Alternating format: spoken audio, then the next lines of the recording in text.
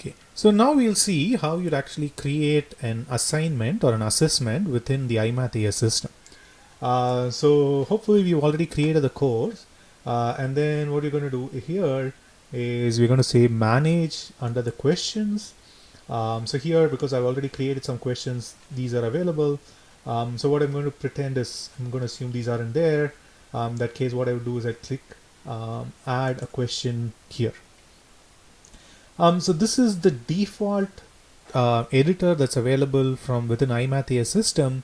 So what we can do is there is a tutorial style editor, and then there is an automated style editor. So we'll just really quickly look at this menu for just a minute or so, and then we'll proceed further.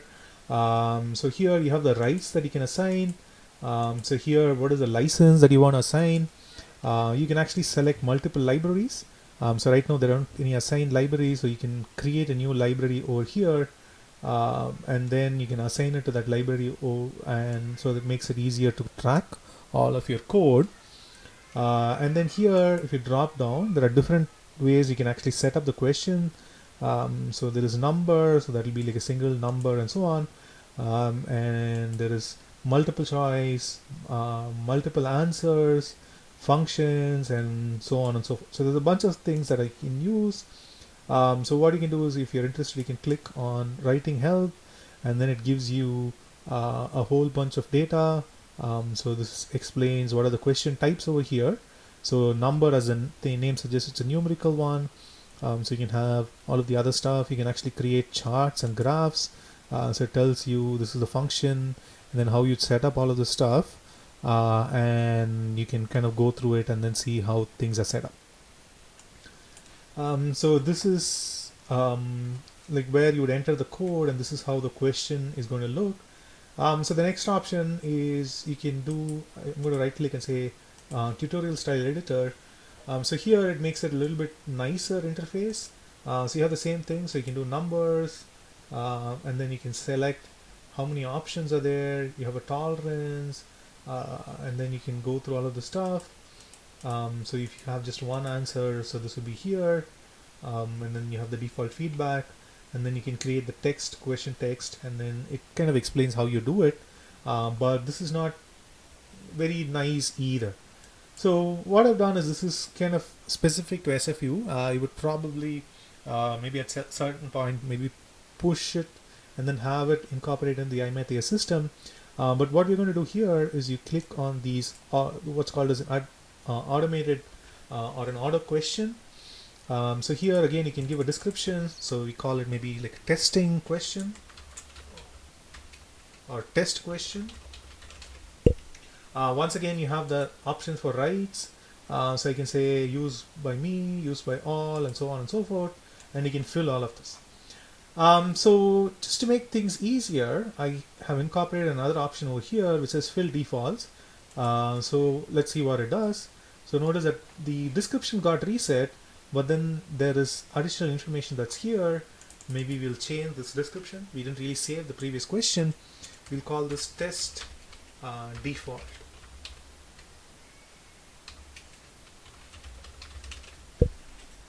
Once again, you have the option of selecting the libraries. I haven't quite set up any libraries yet, so we do that.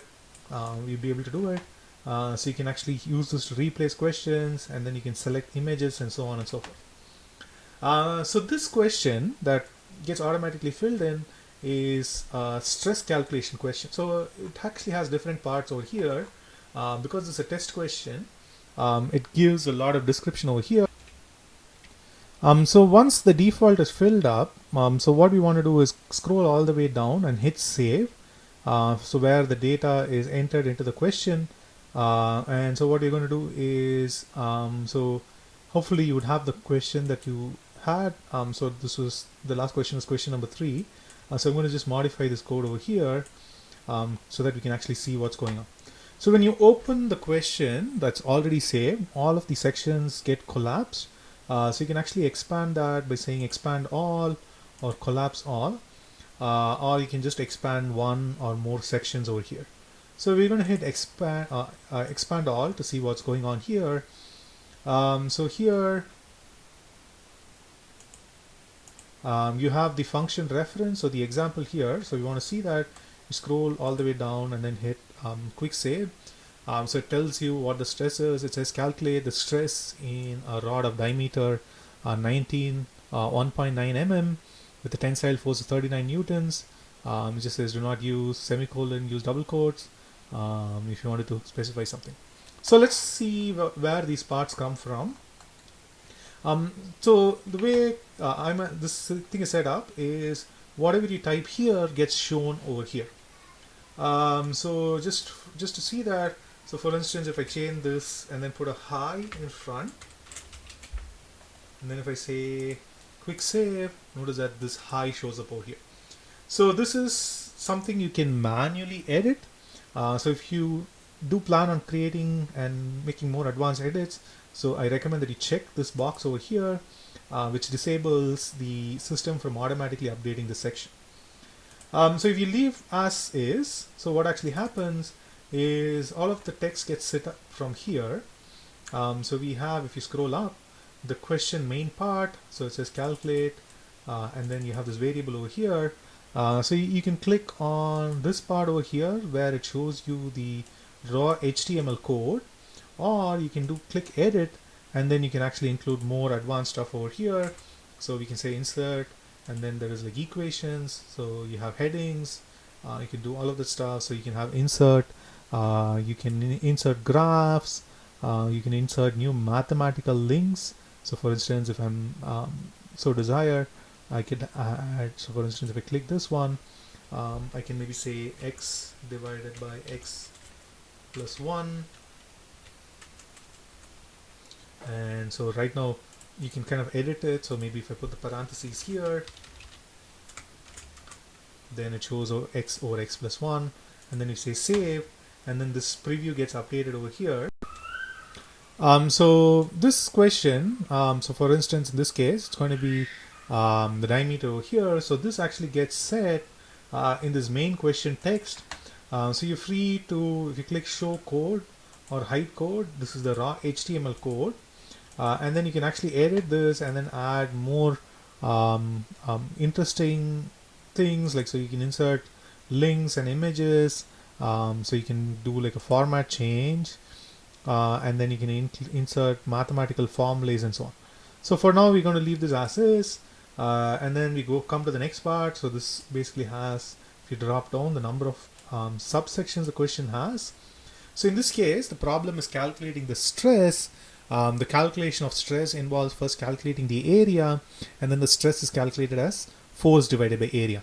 So since we're given the diameter, the students, the first thing they would answer is to calculate the area. So what we do is all of our calculations are set up in this random variable in calculation.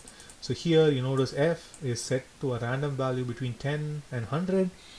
So if I don't specify anything, it's in increments of 1. The diameter, we use rand. So if you click on the function reference, it gives you, click on the randomizer, so it says rand. So it returns between minimum and maximum increments of p. So in this case we scroll down, I'm going from 0.1 to 2, and then in increments of 0.1, and then this is a is pi d to the 4. There could potentially be wrong answers where maybe the students did not divide by 4, so you might consider giving them some partial credits for it.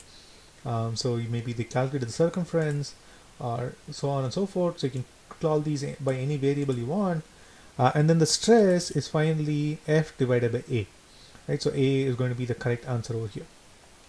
So once you set all of this, so we go to the first part, which is going to be calculating the area. So here it says what is the area in millimeters squared. So this you would maybe want to delete it in the final part, but this is just for our reference over here. It says use at to give the precision of the number. So for instance here I have a at 0.001.